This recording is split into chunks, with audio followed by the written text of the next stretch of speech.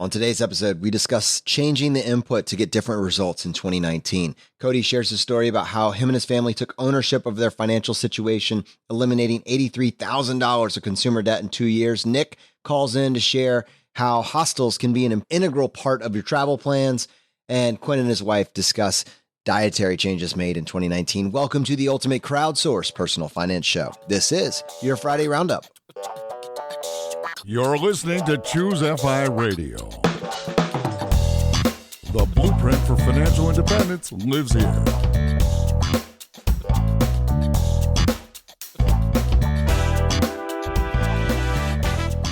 If you're looking to unlock the secrets to financial independence and early retirement, you're in the right place.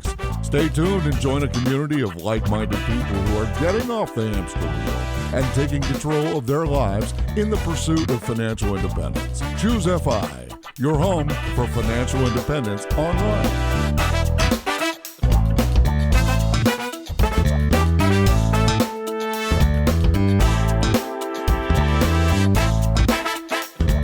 Very excited to talk about this past week's episode, and to help me with this, I have my co-host Brad here with me today. How you doing, buddy?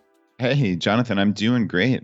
Yeah, I actually just got back from Camp FI in Florida. Yesterday afternoon, evening, I actually drove, even though I have all these travel rewards points. And of course, I got a lot of flack for that, good-naturedly, but it was kind of funny. Dude, I think you actually enjoy 10 hours alone in a car. Like, I think that's actually a thing for you. It took me several years to identify this, but is that what it is, man? Is it singing Taylor Swift out the window for 10 hours straight?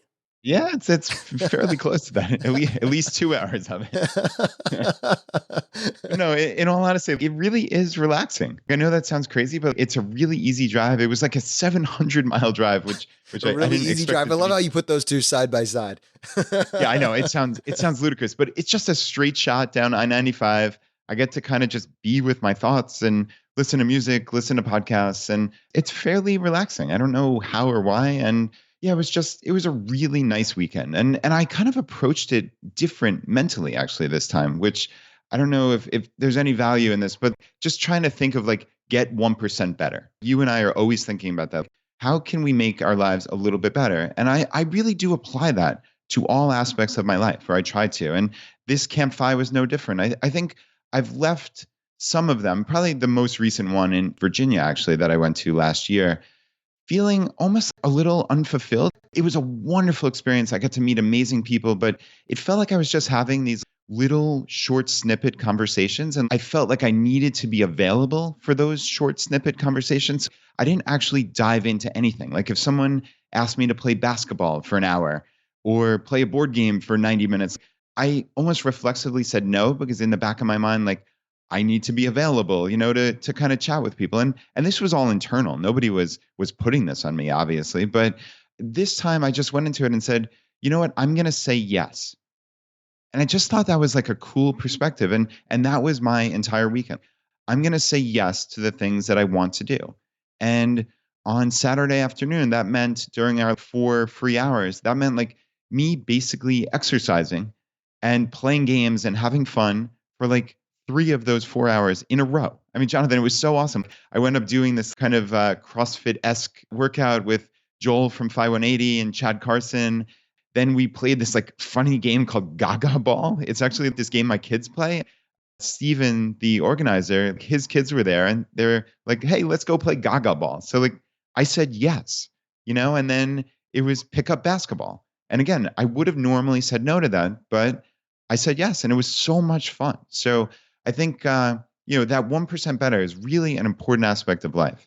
Well, there's 2 things that, I'm noticing. One is that this is actually your 3rd year going to that exact Camp FI. I mean, this is something now, it's like built into your routine that you're doing this. And then 2, you have your voice, man. This might be the first time that you've left a Camp FI and had a voice. Yes, I do have my voice. I think I've gotten a little bit better just generally. And luckily I didn't get sick this time. But yeah, that was a big success, just coming back with a voice. But yeah, it was cool. It was just a fun weekend. I mean, Steven does an amazing job putting these Camp FIs together. I just got to meet a lot of people from our community, met a ton of new people, and just heard so many cool stories. Like this one woman, Rebecca, had this amazing story of how she rose from basically starting as like an AP clerk without an accounting degree to being basically a VP of accounting without an accounting degree. And Wow. I just thought that was fascinating. Like, she's someone we should get on the show to talk about that, because it speaks to what you and I have talked about. Education matters, but it only matters so much. On the job, learning and training and caring matters more than anything. And she told me this incredible story of how she just worked her tail off for 10 years, just being the best at her job. And she was rewarded for it. I just thought that was fascinating. And yeah, just got to meet a whole boatload of people. And, there were just these groups, and it was really cool. Like, people, there were a bunch of runners. We actually had two ultra marathoners and a bunch of people who just run on a regular basis. They got up in the 6 o'clock hour and went out for an 8 to 10 mile run. And, it's just a good group of people. And actually, one last kind of anecdotal thing. There was this one guy, Steve, who his wife actually listens to our podcast and has gotten into FI. She pretty much just sent him to this event, sight unseen. He more or less knew nothing about FI, had never listened or read any blogs, and he just showed up on Friday. And he's like, I don't know why I'm here, but this is cool, and I'm gonna like dive into it, And he left. Like, I talked to him Sunday night. His life was changed. That is just incredible to me. So yeah, it was a very cool weekend all around. I'm curious, you and I both keep going back and for understandable reasons. Is that what you're seeing from the attendance there? Is it a good blend of people that have come before and new people? I mean, just what was the mix there? Yeah, I forget the exact number of people. There were probably somewhere in the vicinity of 60 or 65 all told. I probably had met or known 20, 25 of them. So I would say it's certainly, for me at least, the majority were people I had never met before or seen at a Camp FI or any other FI event. But, many of those people had been going to their Choose a FI local groups, right? And they heard about Camp FI and they wanted to get something more immersive. For many people, this was their first FI community event, period. But for many of them, they're a part of their local group and they just wanted to meet people from around the country. So yeah, I would say it was a little bit of everything. Yeah, that's awesome, man. And it kind of, I suspected that you would see that, you're going to get a blend of people that just, they want to do it again. They're either going to go back to the exact same camp, or maybe they try to go to a different geographic location, or maybe try a different event altogether. But that community aspect's real. And then I love is seeing the new faces come in. Someone that didn't go the first year and said, you know what, that sounds amazing, and I want to give that a shot. And hopefully, it's one of those things that it continues to build and you continue to see the demand for this. I know Steven, he has gone all in on just trying to create an incredibly welcoming event that's at a very affordable price and really spread all around the country. So there's no reason not to give it a shot. And on my end, Brad, we spent our entire week trying to potty train my 20-month-old. And I guess you could call it best segue of all time, Jonathan. I love it. Yep. Well, that's my life, man. That's where I'm at right now. And at the high or the low of this event, we are in the parking lot of a local shopping mall and realizing that he's got to go. And my wife is having me join her in the back, and we're trying to coax him into having this movement on his little potty. And we're all just like, we don't have a minivan. This isn't like one of these incredibly spacious events. Like, I can only imagine from the other people that in the parking lot what this actually looked like. And I was like, man, this is parenthood. I finally understand. Oh, geez. That sounds hilarious. Yeah. Any actionable takeaway?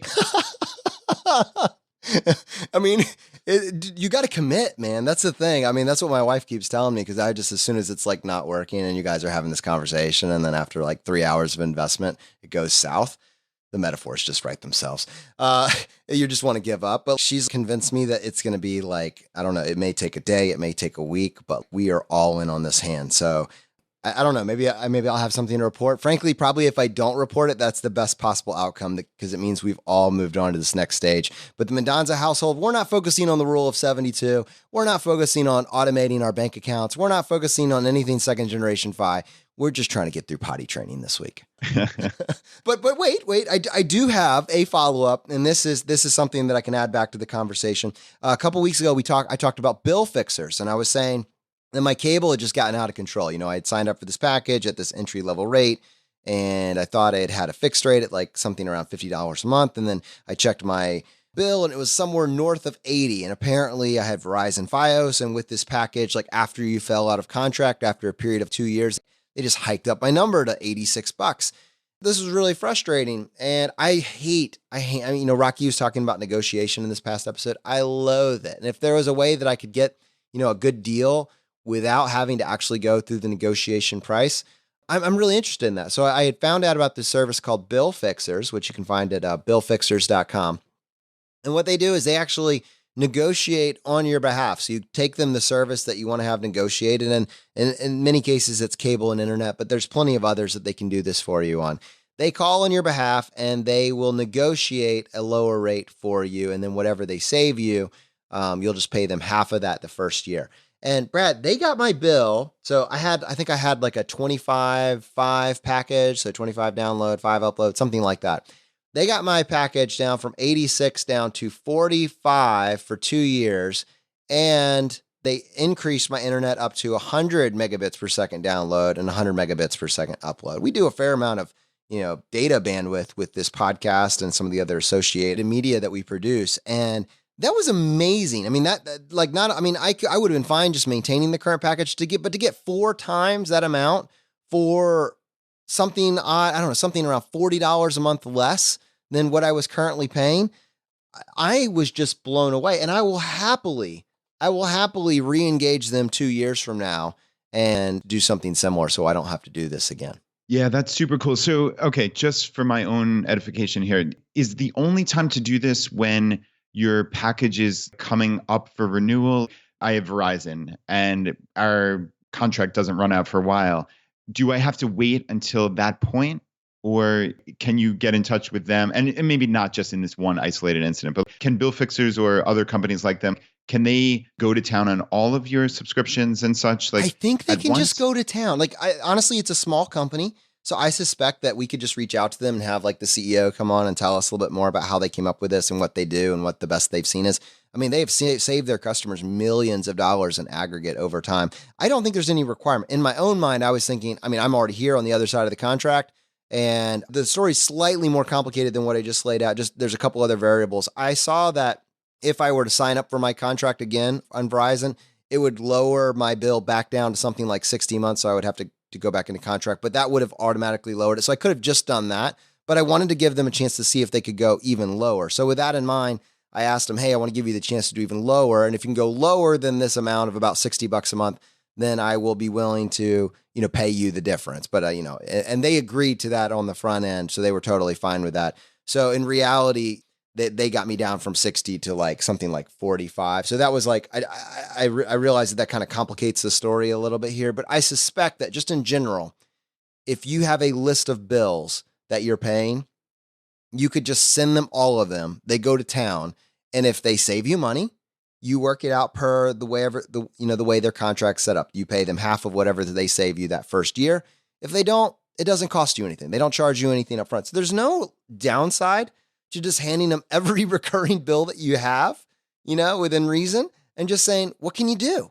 Because I don't want to do this. Like that's frankly where I'm at. So take it for what it's worth, but it's not going to cost you literally any, setup. You don't even have to talk to them to set it up. You just go create an account, upload your bill, give them your phone number, and they report back to you in a week or two with whatever they came up with.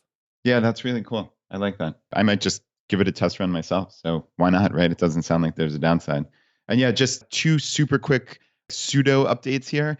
So actually, my wife, Laura, loved the episode we had on solar panels with Brian Feraldi. She took it upon herself to make this her project for 2019 to investigate this. And that doesn't mean we're going to get solar panels, right? But we're going to investigate the numbers and see if it makes sense. So yeah, she's in the process. We just got our first quote yesterday, and I'm actually in touch with Brian. So hopefully he'll be able to help me kind of parse the language and see if it makes sense. So that's something we'll definitely update back on.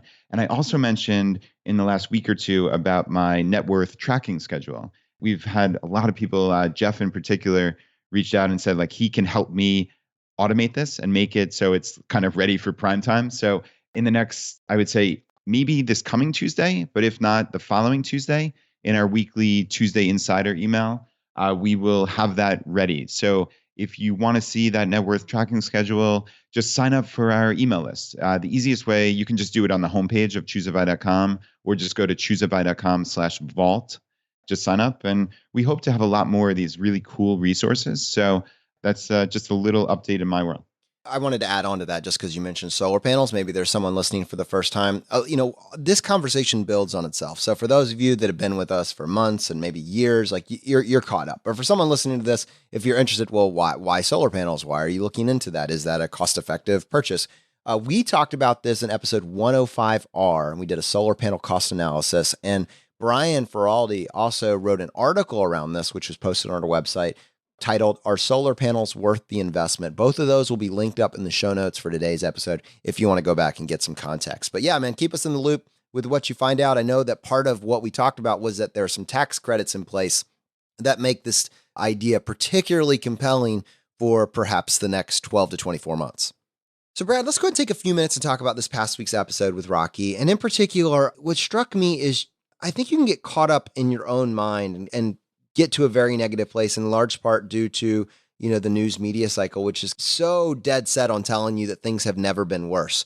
What strikes me is that there is so much opportunity available. And that's what came through in Rocky's story, truly describing this first, second, and third generation where you're able to build wealth completely from scratch in such a short period of time.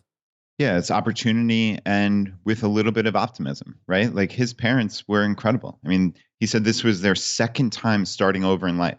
And they came here basically from India with $25 in their pockets. It was just really cool to see, like he was watching people in his community, in this immigrant community, quote, move up the financial ladder. He could actually see it. There was a quote that I just thought was fascinating, which is, it was awesome to watch that success was possible and watch people building success. And in the Indian culture, we just talk about money. I thought there was like a direct relation to the FI community here. This is normalizing the conversation around money. He's saying that people talked in his community about, oh, how much did you pay for that car? How much do you make? What are you saving? Those type of things. And it just normalized it. It made it something from, oh, that's taboo, or we can't possibly talk about that, to, all right, this is a normal topic of conversation. And probably more importantly, it's a normal topic of thought. How many people in American culture think about their finances on a regular basis? Probably not that many. People are so nervous. They don't want to think about the debt or the credit cards or what are they going to do? Like they don't have any idea what they're doing. We don't learn about this. But when you normalize it, when you have a community where you can chat about this and think about it, I think that just helps everything. And normalizing the conversation is exactly what's happening. When I think about my childhood, the money conversation was, I wouldn't say it was taboo. It's just we didn't really talk about it. We didn't really discuss strategies. I mean, you didn't want to go into debt. I mean, you knew that. But outside of that, there wasn't any sort of serious generational wisdom being passed down. And in our community, when we look at, as an aggregate, what we're doing, by and far, our community is the first and second generation, right? Probably mostly the first, building wealth for the first time. Probably a little bit of second generation in here where we have a significant amount of wealth and we're building on top of that. But it's that third generation, right? Rocky says by the third generation, it's completely lost.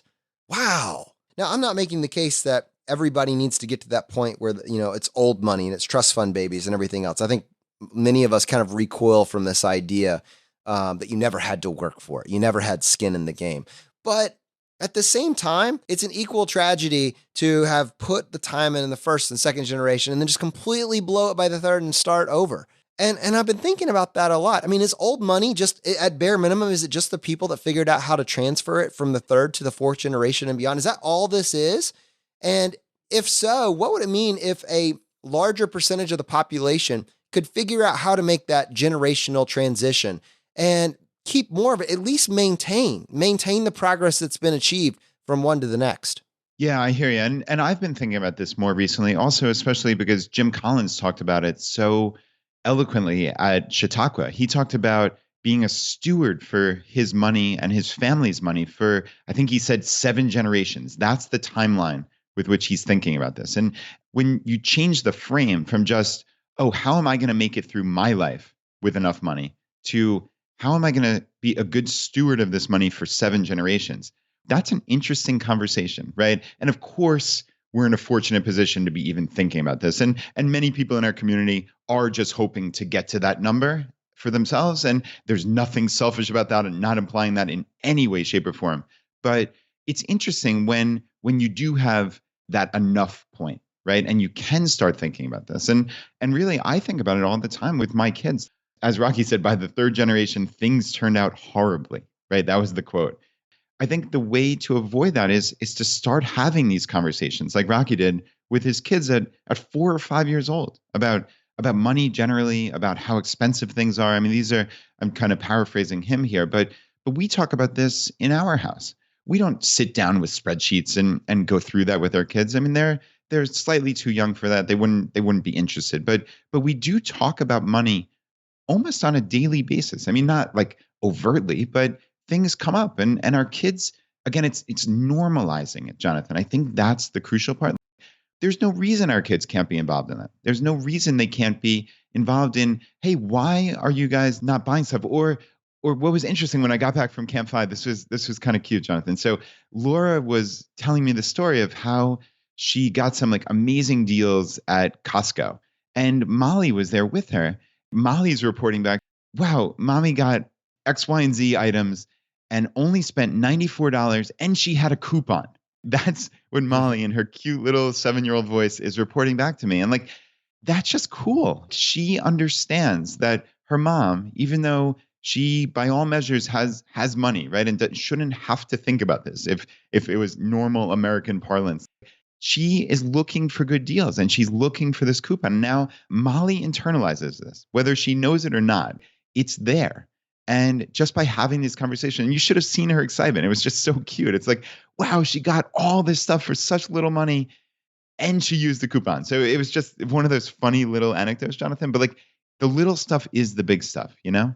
Yeah, and I was thinking, there's so many people that have found this community relatively recently. And as we go into this year, I mean, the community is going to double and triple in size. The people that are thinking about this, especially with the release of the documentary, there's going to be people that are looking for how to get started.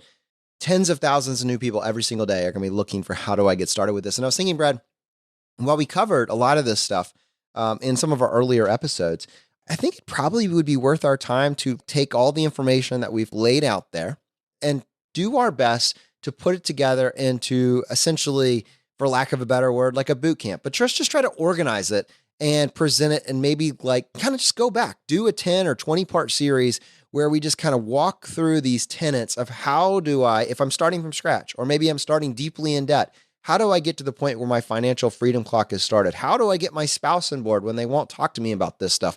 How do I increase my income if my income is driving this problem? How do I start my budget? And then finally, once I'm back to even and I'm on the other side, what do I do with the difference to actually build legacy wealth for myself, my family, and the next generation? I think that we could really put this together and then we can bring in guests to fill in things that maybe we missed at the first pass.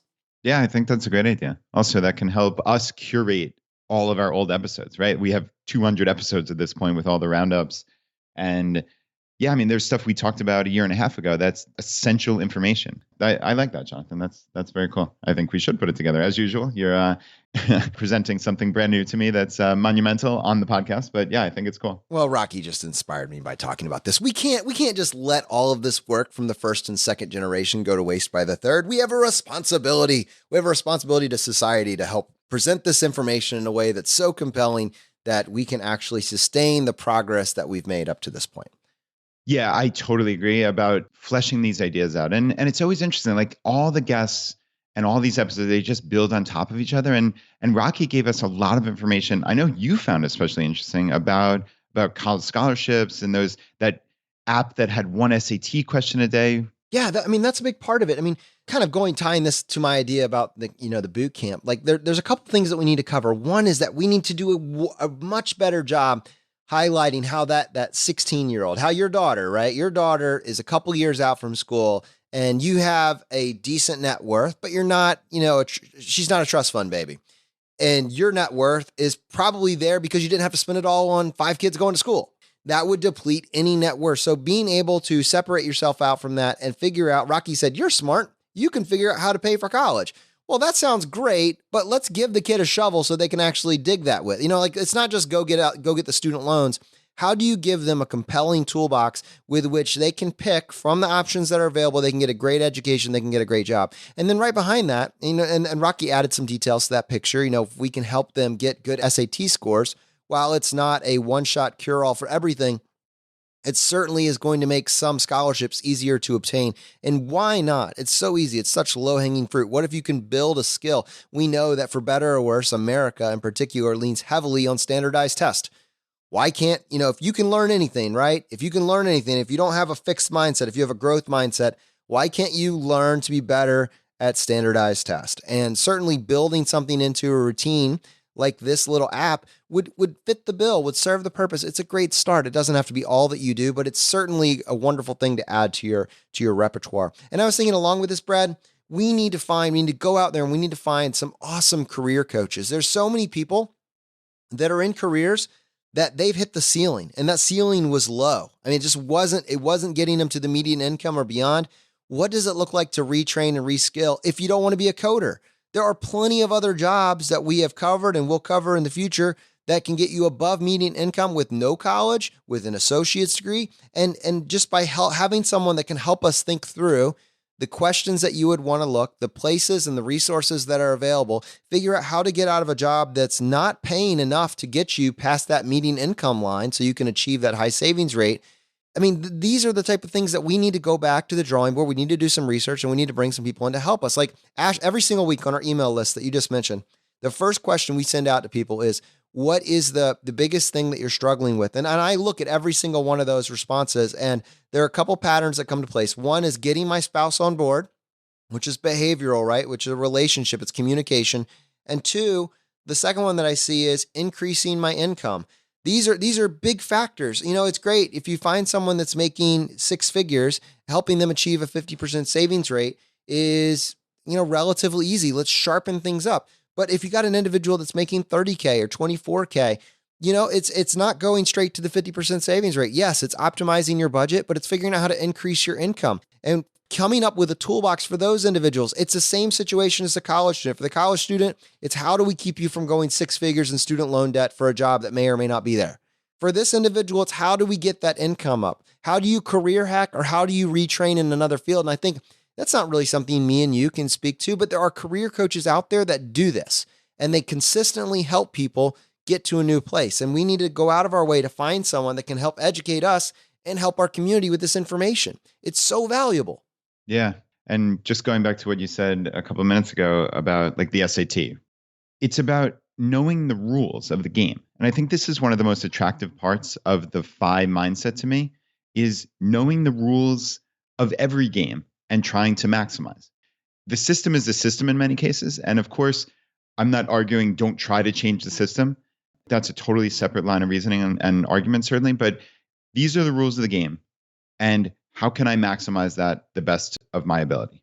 Unfortunately, we know the rules of the game of American higher education are SAT scores and GPA matters. If you know that, then you can do like Rocky did and have his kids do this app, right, where they're taking one or multiple questions a day, every single day from the time they're a freshman in high school. By the time you get to junior, senior year, where you need to actually take these exams for real, you've done this hundreds, if not thousands of times.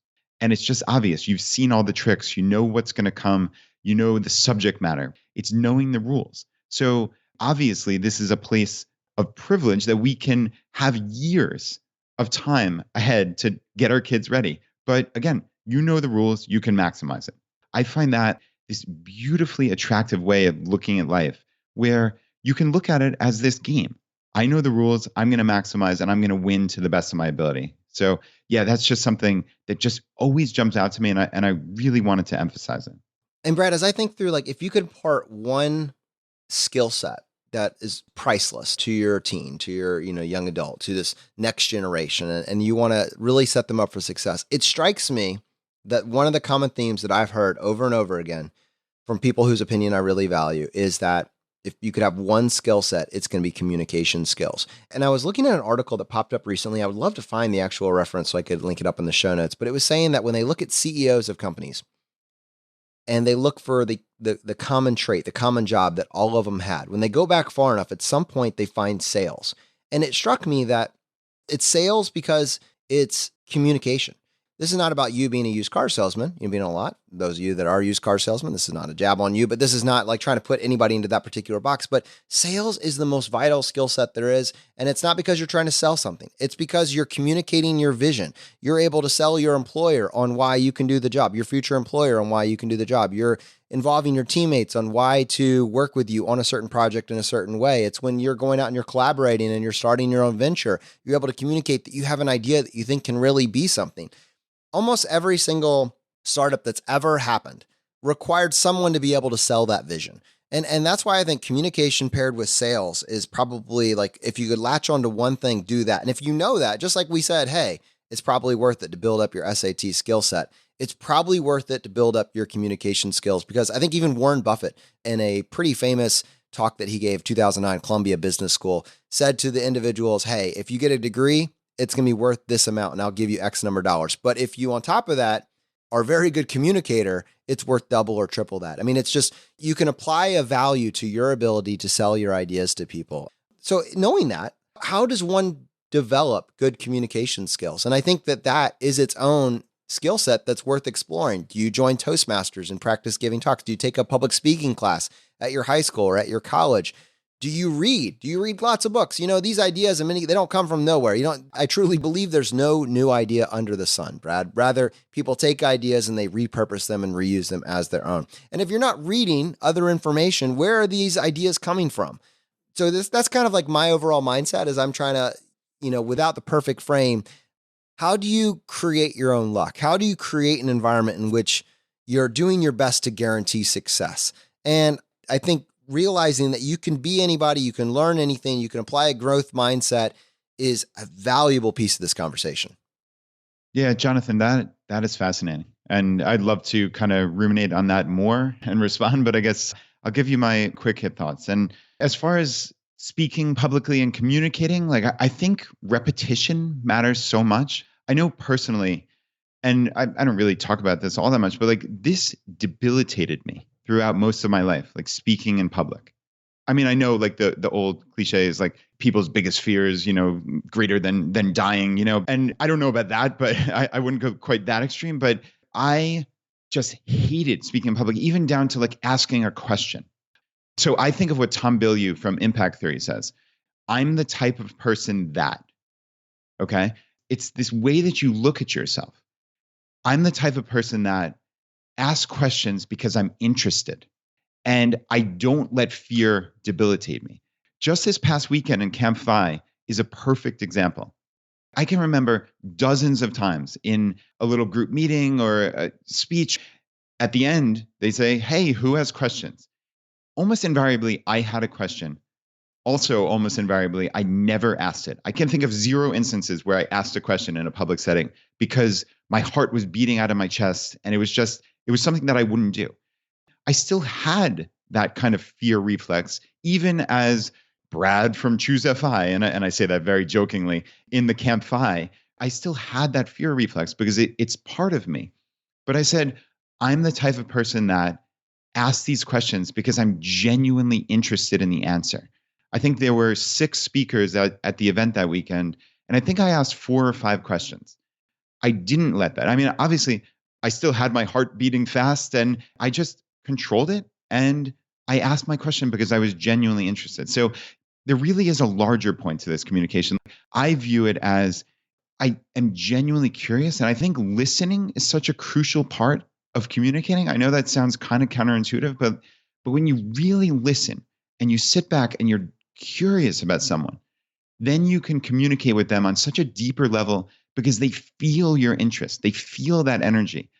That's one of the biggest things I've picked up in my own interpersonal communication and relationships is I can feel that. And I hope that the person I'm speaking with feels, and I genuinely believe they do. And it's fostered these deeper relationships than I'd ever had before in my life. So clearly, I think something is going right here. And it just comes from that deep feeling of just wanting to learn.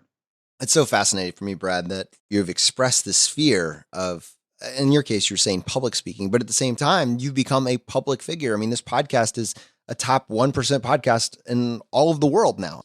And your voice is being heard by hundreds of thousands of people on a daily basis. Have you thought about the irony of that? And also maybe how someone that has a similar fear of speaking, a fear of communication, can kind of benefit from what you've been able to work through? Yeah, I mean, I certainly am aware of the irony of that. But to me, that's a beautiful thing. And I think it shows how anybody can grow. You're talking about communication as an essential piece of growth. I think knowing that you have that growth mindset, like grit and working through something, this is not easy for me, even now. And I think this is really important. I hope people are kind of leaning into this. You might hear me on this podcast and think this sounds smooth and natural and that I've been able to do this my entire life. Nothing could be further from the truth. Nothing. This was something that crushed me for my entire life and held me back. But it's become a strength of mine now. And if that could be for me, then any of those things that are holding you back, you, the listener, it can become a strength of yours if you wanted to. And you just have to find that strategy. So for me, the strategy counterintuitively was listening better and being in the moment more and connecting with people, right? So find that strategy that works for you. People ask me like, oh, do you hone your interviewing skills or your communications, or do you go to Toastmasters? Honestly, I've done none of those things. I suspect many of them would help or would have helped. So I'm not denigrating them at all. That wasn't the strategy for me. I found a strategy that worked for me to overcome something that was really important to me. I would challenge you out there to find that thing that you want to get better at. Find a strategy that's going to work for you. It might just be like you said, Jonathan, everybody says Toastmasters. You hear that all the time. It's supposed to be a wonderful organization. That wasn't the path I took, but I found the strategy that worked for me. So I think this is a conversation we should probably revisit at some point in the future. I think it's fundamental and just crucially important. And yeah, I mean, I hope the audience is maybe hopefully taking something away from this vulnerability that I'm showing. Like, this was a big thing for me, honestly, Jonathan, but I think it's become a strength. And Choosify helped you work through that. I mean, I want to reiterate that it wasn't suddenly you became good at this and then you did Choosify. You were terrified of this. And when Choosify became an opportunity, you said, yeah, I'll give that a shot. Even though I'm terrified of public speaking, I will put my thoughts out there, and it could go horrible, but that's fine. I'm going to say yes, and I'm going to try this.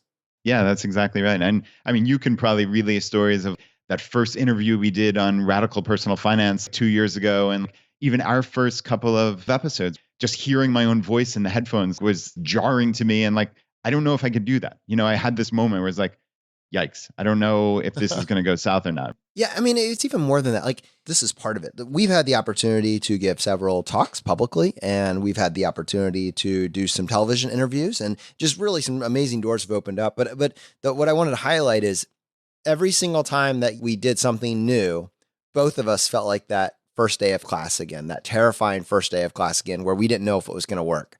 But we said yes, and we did it. And then at some point, we got our reps in there as well. And so even though, you have this podcasting and suddenly you're comfortable, me and you in the privacy of our own homes are comfortable podcasting. But then now we're having to put our thoughts out there publicly on a stage. And again, we're going back and we're terrified. And then it works, or it goes okay, or it doesn't go as bad as we thought it would go, right? Some variation of that. Then you take that confidence with you into the next one. And I think, what if you were just as an individual, what if you were just, going back to what Brad said earlier, what if you were just the person that said yes? What if you were the person that anytime there was an opportunity to give a talk at work, you were that person? Anytime there was an opportunity to communicate a vision, you signed up. Even if you weren't the best person, you got your reps in and you got better at it. What if you continually forced yourself into an uncomfortable situation that cultivated a skill set that you know is valuable? Where does that put you a couple months from now, a couple of years from now, when you build the talent stack? Brad, the talent stack is something that you introduced me to. Obviously, it wasn't your idea. It was grabbed from Scott Adams, the author of Dilbert. But I was putting together some thoughts relatively recently, and I realized this.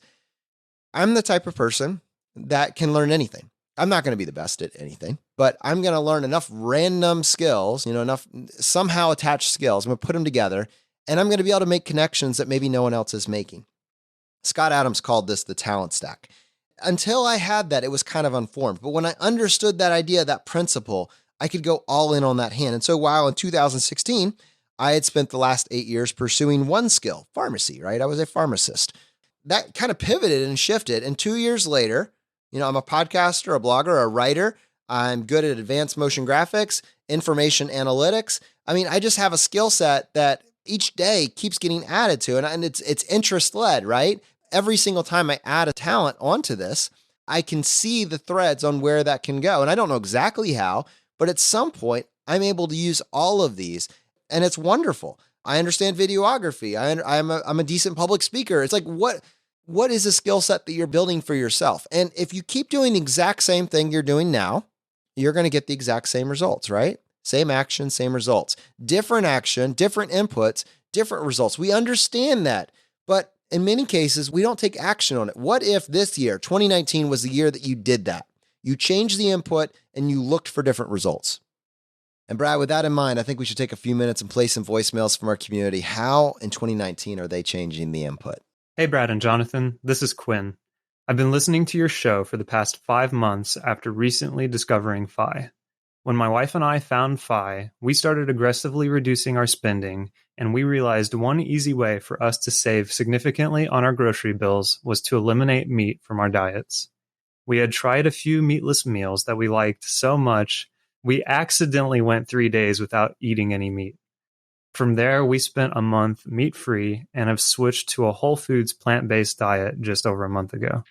The month before we cut meat out of our diets, we spent over $850 on food. But by cutting out meat and eating more rice, beans, veggies, and fruit, we cut our food spending down to just under $400 for the two of us. We've since increased our spending slightly as we've started to actually learn more about nutrition and focus on the only thing more important to our path to Fi than our savings rate, our health. Just like we were living on autopilot with our finances before Fi, we were living on autopilot with our health before going vegan with our diet.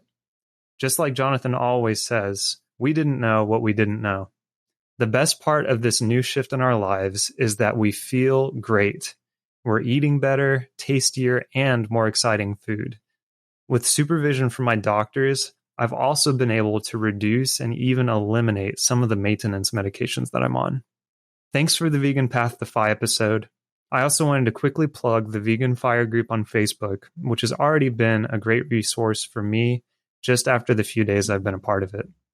The simplest takeaway from everything we've experienced over the past 2 months is this simple call to action. Eat more plants. Thanks again.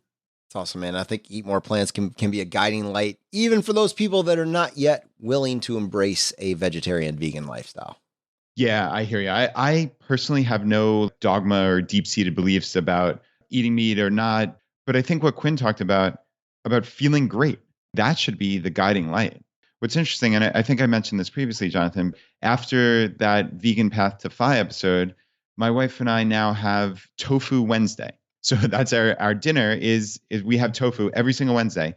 And Jonathan, I kid you not, this has become the meal we look forward to the most. Dude, it's fantastic. I have pad thai ready to go all the ingredients to make pad thai in the fridge. This is like almost a year later, we're still making pad thai.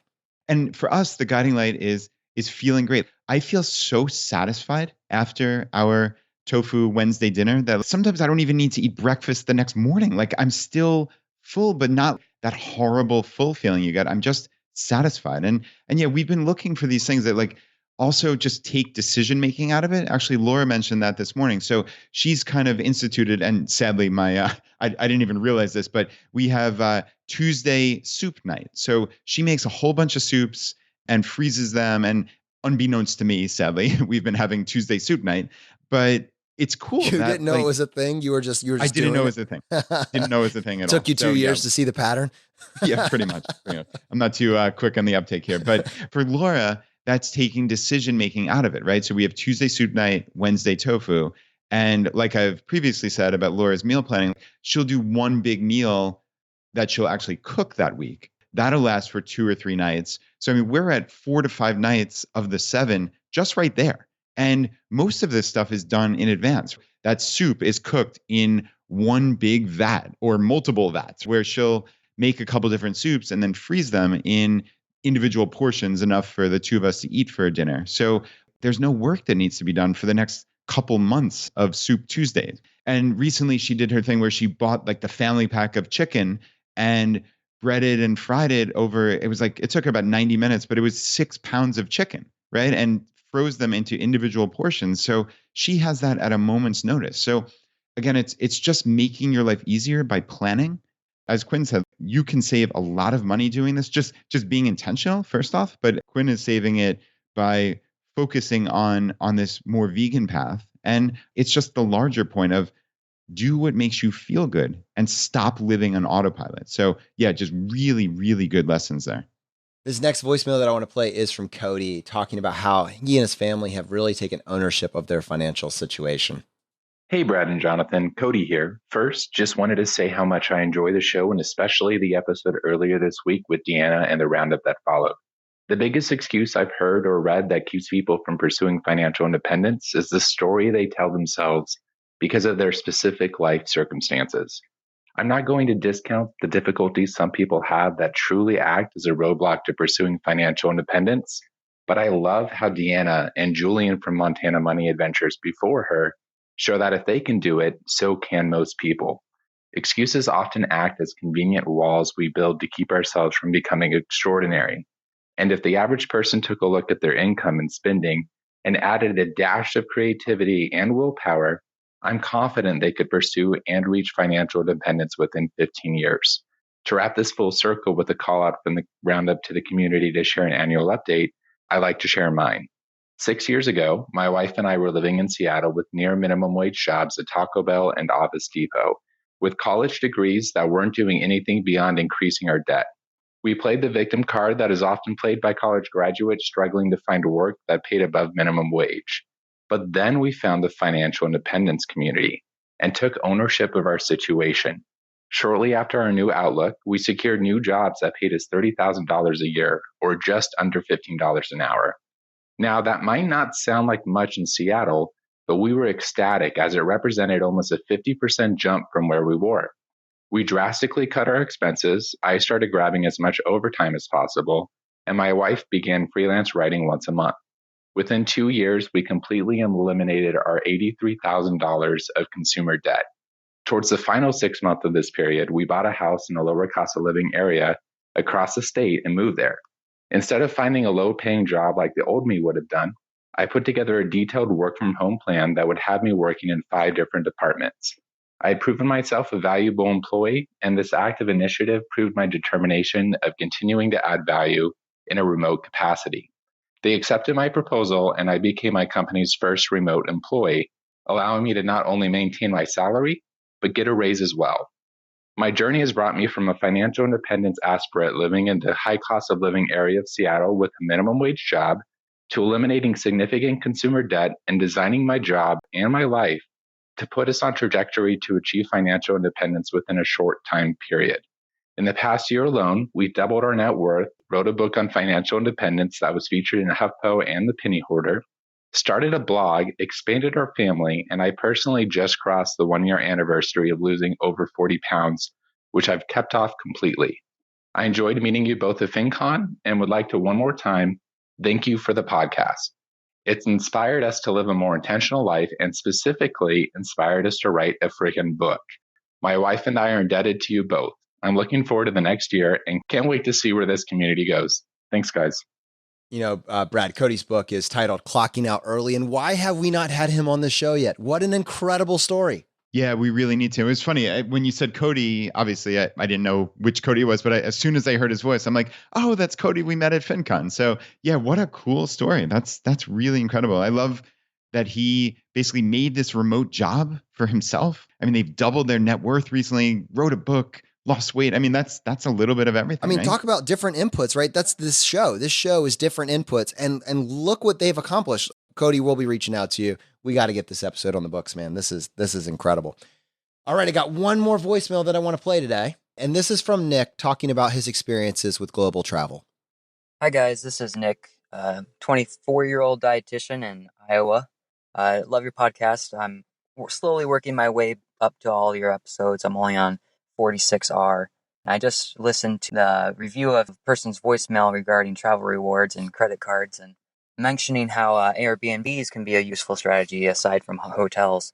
Just wanted to add that hostels are actually a very resourceful opportunity to not only meet people at an affordable housing, but also through meeting people with a shared camaraderie and as a love of culture and experience versus things, you can gain invaluable relationships through friends that you meet and can go visit them. And I have personally done this about 4 times. I've visited a friend in Switzerland that I met in Brussels, visited a friend in the Netherlands who I met in Portugal, and I visited a friend in Paris who I met in Italy.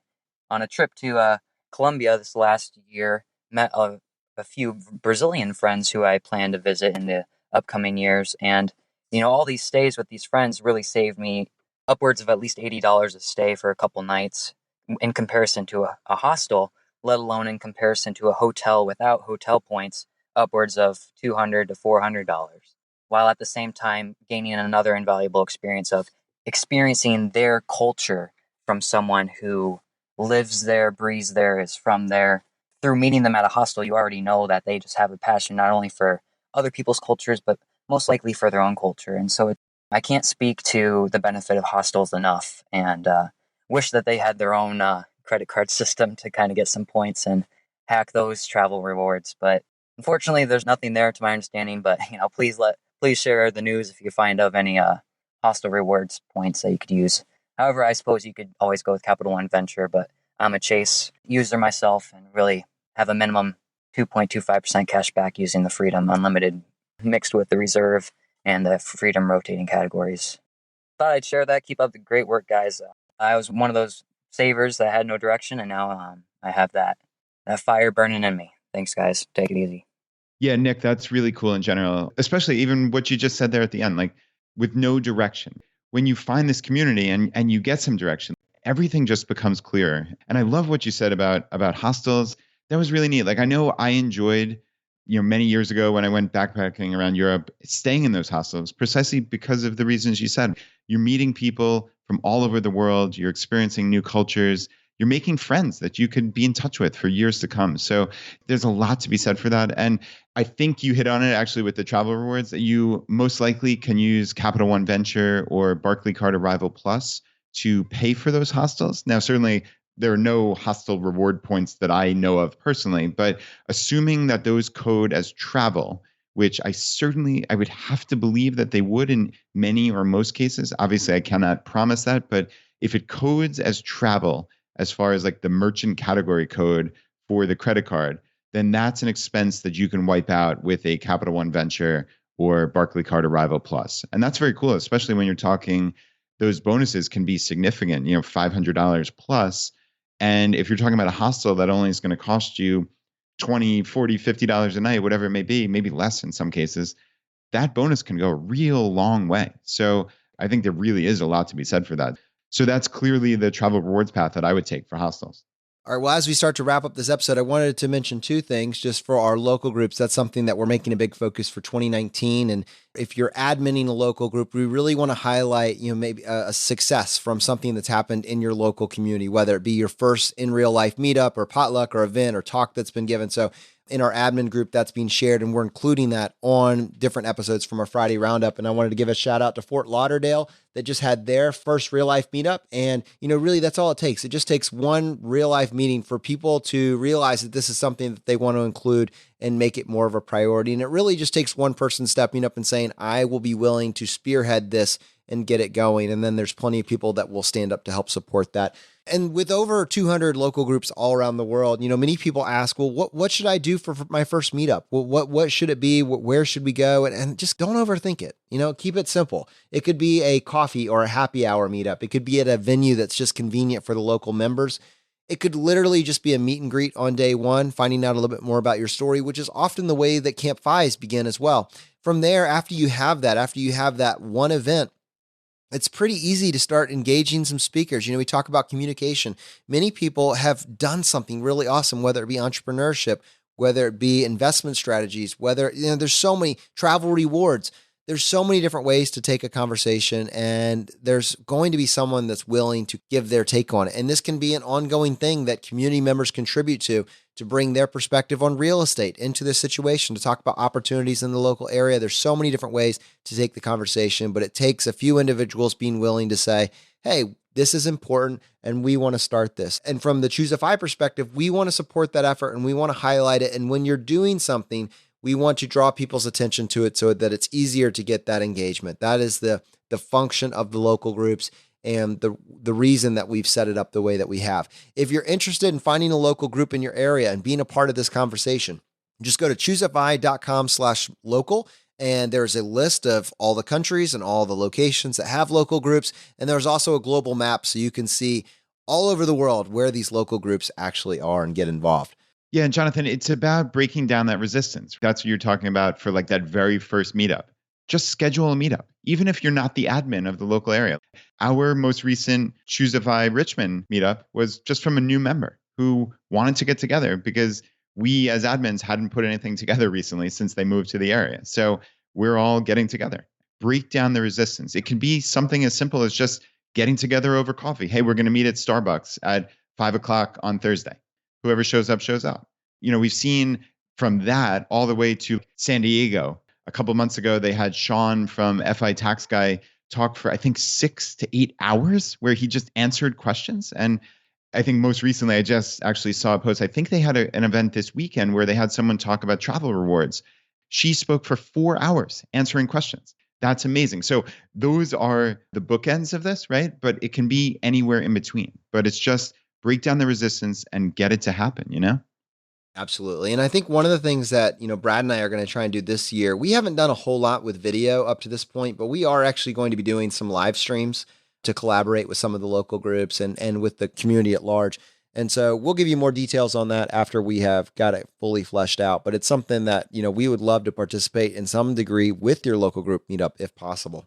Well, unfortunately, that's going to bring this episode to a close. Now, as you know, we like to finish every episode by doing a drawing for a copy of a book that we have found useful. And there's 3 books that we offer. The first is J.L. Collins' book, The Simple Path to Wealth. The second is Dominic Cortuccio's book, Design Your Future. And the third book from Vincent Puglisi, Freelance to Freedom. If you want to enter the drawing, all you need to do is just go to choosefi.com/iTunes, follow the instructions there and leave us a short written review on either iTunes or Stitcher, and then send us an email to feedback@choosefi.com letting us know that you left a review and what screen name you left it under. We give away 1 book for every 5 written reviews that we get, and we announce the winners on the Friday Roundup. And Brad, how many winners do we have today? All right, Jonathan, we have 1 winner today, and the winner is Daryl. And Daryl said, "This is a life changer. I started listening to Choose FI early last year. I was getting ready to commission in the Air Force, and I knew I needed to make some changes to how my family was living. Thankfully, I stumbled across this podcast while searching for alternative financial management. Not only did we go from paycheck to paycheck living to now over $200,000 net worth in less than a year, we are also living a more meaningful and healthier life. Thank you so much for opening our eyes to what the FIRE community can do for each and every one of us." That's awesome, man. All right, guys, the fire is spreading. We'll see you next time as we continue to go down the road less traveled. You've been listening to Choose FI Radio Podcast, where we help middle-class America build wealth, one life hack at a time.